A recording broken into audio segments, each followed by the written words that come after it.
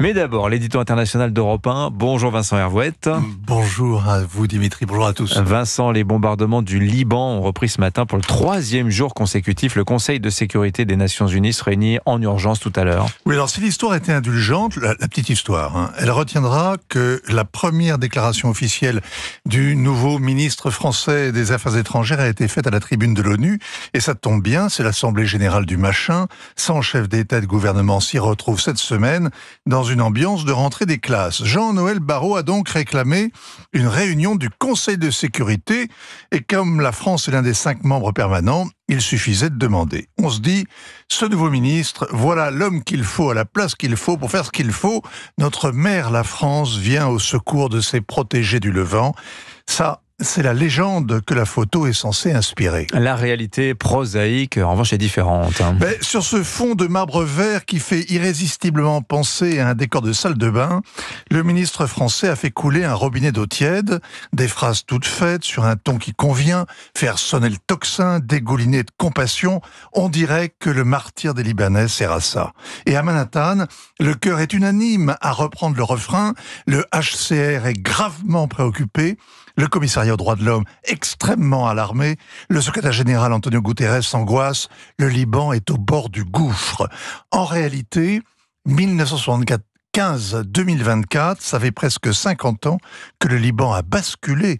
L'ONU ne l'a pas laissé tomber, elle l'a accompagné dans la pente sans réussir à le retenir. On ne compte plus les réunions, les résolutions, les efforts politiques, financiers pour freiner la descente aux enfers, et ça toujours en vain. Et la fatalité du Liban s'appelle Hezbollah.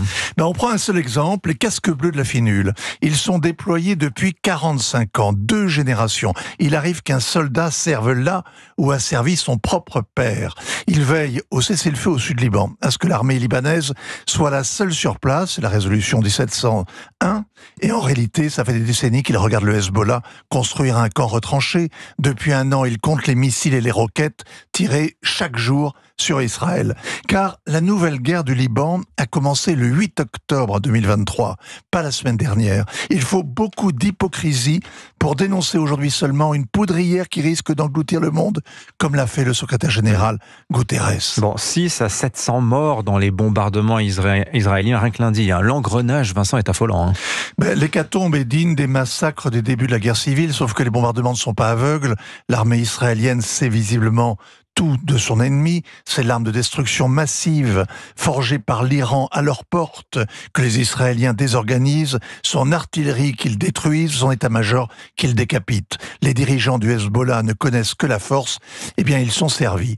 Ni Téhéran, ni Tel Aviv n'ayant intérêt à une guerre régionale à grande échelle, et les deux le sachant parfaitement, ce qui se joue en ce moment, c'est bien une escalade pour mieux organiser ensuite la désescalade. C'est dangereux, mais c'est ce qu'il faut aux diplomates pour négocier le jour venu le retour au calme.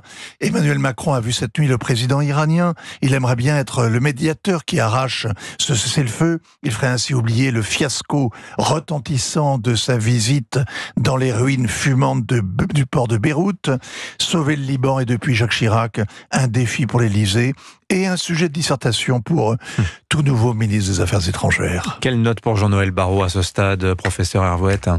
Je ne me permettrai pas de juger, en tout cas de noter. Merci Vincent, ainsi va le monde. Signature Europe 1. Il est 8h moins le